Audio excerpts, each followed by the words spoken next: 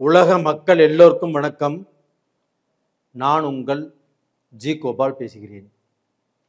இன்னைக்கு பேசக்கூடிய தலைப்பாகப்பட்டது ஏப்ரல் மாத பலன்கள். இந்த ஏப்ரல் மாத பலன்களாகப்பட்டது மகர ராசிக்காரங்களுக்கு, மகத்தான மகர ராசிக்காரங்களுக்கு எப்படி இருக்கும்? அப்போ இந்த மாதத்தின் கிரக அடைவில் எப்படின்னா, மகர ராசிக்கு 2ஆம் இடத்தில் ராகு பகவான், 3ஆம் இடத்தில் சனி பகவான், செவ்வாய் பகவான், சூரிய பகவான், புதன் பகவான். இந்த சூரிய பகவான் ஆப்பட்டது 14ஆம் தேதி, அதாவது ஏப்ரல் 14ஆம் தேதி பெயர்ச்சியாகி மேசத்துக்கு வந்துடுவாங்க. சுக்கிர பகவானும் மேசத்திலே இருக்கிறாங்க.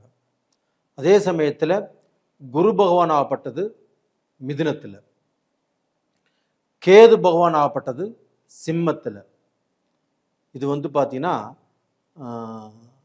ஏப்ரல் மாத கிரக அடைவுகள். அப்போ மகர ராசிக்காரங்களுக்கு பலன் எப்படி இருக்கும் அப்படின்னா, மகர ராசியின் அதிபதியாகிய சனி பகவான் மீனத்தில் 3ஆம் இடத்துல குருவுடைய வீட்டில் இருக்கிறாங்க. இது ஒரு நல்ல பலன். அப்போ இந்த 3ஆம் இடத்துல இருந்து 10ஆம் பார்வையாக தனுசு ராசியை பார்க்குறாங்க. அப்போ பார்த்தீங்கன்னா மகர ராசிக்காரங்களுக்கு அந்த சனி பகவான் பார்க்கக்கூடிய இடம் தன்னுடைய ராசிக்கு 12ஆம் இடத்தை பார்க்குறாங்க. அப்படின்னா அந்த 12ஆம் இடம் என்பது அயன சயன போகஸ்தானம்.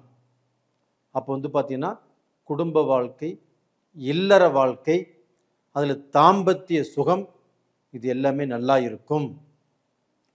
தூர பிரயாணம், ஒரு ஸ்டேட் விட்டு ஸ்டேட் போகிறதோ, ஒரு நாடு விட்டு ஒரு நாடு போகிறதோ, இது மாதிரி தூர பிரயாணங்கள் பண்ணுறவங்களுக்கு இந்த சனி பகவானுடைய பார்வை நல்லா இருக்கும். அது போக பார்த்தீங்கன்னா செவ்வாயும் சூரியனும் புதனும் இணைந்து சனியோடு அந்த குருடைய வீட்டில் இருக்கிறாங்க. அப்போ செவ்வாய் ஆகப்பட்டது 4ஆம் இடத்துக்கு அதிபதியும் 11ஆம் இடத்துக்கு அதிபதியுமான செவ்வாய் பகவான் மகர ராசிக்கு 3ஆம் இடத்துல இருக்கிறாங்க.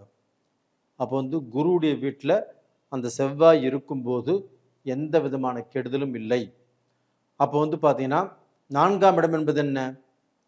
நம்ம சொத்து, பூமி, இடம், வீடு, இது மாதிரி பார்த்தீங்கன்னா ஒரு சொத்து வாங்கக்கூடிய நேர காலங்கள். அப்போ இந்த மாதிரி டயத்தில் ஒரு அட்வான்ஸ் பண்ணலாம், இல்லைன்னா பார்த்தீங்கன்னா ஒரு ரெஜிஸ்டர் பண்ணலாம், இல்லைன்னா நம்மளுக்கு நம்மளுடைய பூர்வீக சொத்து, நம்ம தாய் வழி சொத்து நம்மளுக்கு வர வேண்டியது இருந்தாலும் இந்த சமயத்தில் ஒரு பைசல் பண்ணலாம், இல்லைன்னா பிரித்து நம்ம வாங்கிக்கலாம். அப்போ நம்மளுடைய தாயாகப்பட்டது தனக்கு ஏதாவது சொத்து கொடுப்பாங்க, இல்லைன்னா தனக்கு பார்த்தீங்கன்னா பாட்டியாக இருந்தாலும் சரி, தாத்தா வழி உறவாக இருந்தாலும் சரி, உங்களுக்கு வர வேண்டிய எந்த சொத்தாக இருந்தாலும் பிரித்து கொடுப்பதற்கு ஒரு டைம். அது போக பார்த்தீங்கன்னா உங்களுடைய ராசி மகர ராசி. அப்போ இந்த மகர ராசிக்கு 2ஆம் இடத்தை, மகர ராசிக்கு 2ஆம் இடத்தை, கும்பத்தை குரு பகவான் பார்க்கிறார். அப்போ அந்த குரு பகவான் அந்த 2ஆம் இடத்தை பார்க்குறாங்க. அப்படின்னா தனஸ்தானம் உங்களுக்கு குடும்பஸ்தானம். அப்போ அந்த 2ஆம் இடத்தை குரு பகவான் பார்க்கறதுனால மகர ராசிக்காரங்களுக்கு கண்டிப்பாக பணம் ஏதாவது ரூபத்தில் நீங்கள் எந்த வேலை செய்தாலும் அந்த வேலை செய்ததற்குண்டான கூலி, உங்களுக்கு உழைப்புக்குண்டான கூலி கண்டிப்பாக வந்து சேரும். அது போக உங்களுக்கு வேலையில் டென்ஷனோ, இல்லை வேலையில் பார்த்தீங்கன்னா கூட வேலை செய்கிறவங்கனால சில பிரச்சனைகளோ சில குழப்பங்களோ இது மாதிரி இருந்தாலும் அது எல்லாமே இந்த பீரியடில் உங்களுக்கு குறையும். அப்போ பார்த்தீங்கன்னா உங்களோட டென்ஷன் பண்ணவங்க, உங்களோட சண்டை சச்சரவுக்கு வந்தவங்க, அவங்க ஒரு சமாதானமாக போவதற்குண்டான வாய்ப்புகளை உருவாக்கும்.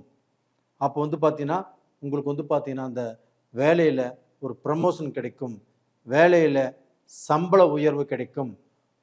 அப்போ உங்களுடைய திறமை, உங்களுடைய முயற்சிகளை பற்றி உங்கள் ஓனருக்கு தெரியாமல் இருந்திருக்கலாம்.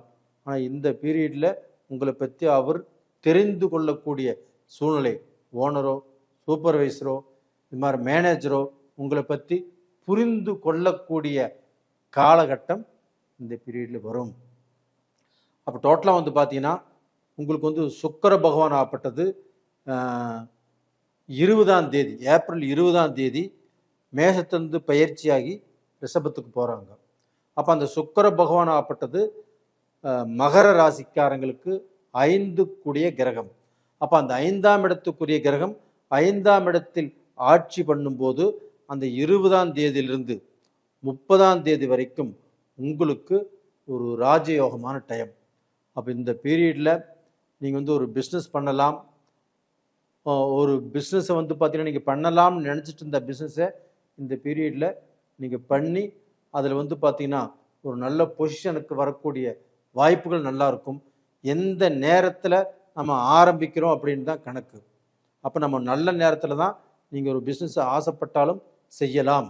அதே சமயத்தில் ஒரு பிஸ்னஸ் வந்து நம்ம எவ்வளோ கஷ்டப்பட்டுமே முடங்கி கிடக்குது. அப்போ உங்களுக்கு 5ஆம் இடத்து அதிபதி சுக்கிர பகவான் சனிக்கு நட்பு கிரகமான நட்பு கிரகமான அந்த சுக்கிர பகவான் 5ஆம் இடத்துக்கு வரும்போது மகர ராசிக்காரங்களுக்கு ஏதோ ஒரு ரூபத்தில் ஒரு 5ஆம் இடத்துக்குரிய கிரகமாகப்பட்டது நம்மளுக்கு கண்ணு முழிக்குது.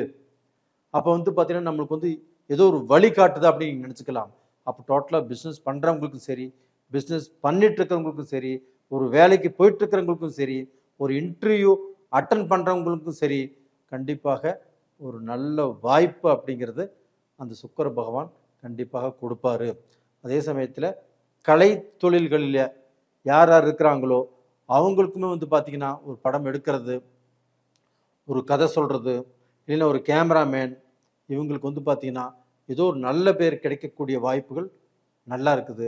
அதே சமயத்தில் ஒரு ஹோட்டல் பிஸ்னஸ் பண்ணுறவங்க, இரும்பு இயந்திரம் சம்மந்தப்பட்ட பிஸ்னஸ் பண்ணுறவங்க, ஒரு லாயராக இருக்கிறவங்க, அவங்களுக்கும் இந்த பீரியடு ரொம்ப நல்லா இருக்கும். அப்போ டோட்டலாக வந்து பார்த்திங்கன்னா உங்களுக்கு வந்து பார்த்திங்கன்னா சூரிய பகவான் 8ஆம் இடத்துக்குரிய கிரகம். அப்போ அந்த 8ஆம் இடத்துக்குரிய கிரகமாகப்பட்டது 3ஆம் இடத்துல மறைஞ்சிருக்கிறதுனால கண்டிப்பாக நீங்கள் வந்து அடுத்தவங்களை நம்புறதுல கொஞ்சம் ஜாக்கிரதையாக இருங்க. அப்போ வந்து பார்த்தீங்கன்னா அவங்கள நம்பி அவங்க மூலியமாக நம்ம பாதிக்கப்பட்டு இல்லைன்னா நஷ்டப்பட்டு ஏமாற்றப்படக்கூடிய அளவுக்கு இந்த பீரியடில் உங்களுக்கு சான்ஸ் இருக்குது. அதை முடிஞ்ச வரைக்கும் நீங்கள் கண்ணும் கருத்துமாக இருந்து தெளிவாக இருந்து அதிலிருந்து தப்பிச்சுக்கிறது நல்ல விஷயம். அதே சமயத்தில் சூரிய பகவான் ஆகப்பட்டது ஏப்ரல் 14ஆம் தேதி உங்களுடைய ராசிக்கு 4ஆம் இடத்தில் உச்ச பலம் அடைகிறார். அப்போ வந்து உங்களுக்கு 8ஆம் இடத்து அதிபதி 4ஆம் இடத்தில் உச்ச பலம் அடையும் போது அந்த சூரிய பகவானால் கண்டிப்பாக உங்களுக்கு வந்து வேலையில் மாற்றம் கிடைக்கும், ஒரு ப்ரமோஷன் கிடைக்கும், ஒரு கவர்மெண்ட் உத்தியோகம் கிடைக்கும், அந்த உத்தியோகத்தில் வந்து பார்த்திங்கன்னா பாராட்டுகள் கிடைக்கும். இது மாதிரி வாய்ப்புகள் நல்லா இருக்குது. அப்போ வந்து பார்த்திங்கன்னா இந்த மகர ராசிக்காரங்களுக்கு இந்த பீரியடில் நம்ம சொல்லக்கூடிய விஷயம் என்ன அப்படின்னா, அடுத்தவங்களை நம்பி ஒரு பார்ட்னராக சேர்த்து கொள்வது அப்படிங்கிறது உங்களுக்கு ஆகாத விஷயம். அப்போ நீங்கள் செய்யக்கூடிய தொழிலில் நீங்கள் தான் ராஜாவாக இருக்கணும்.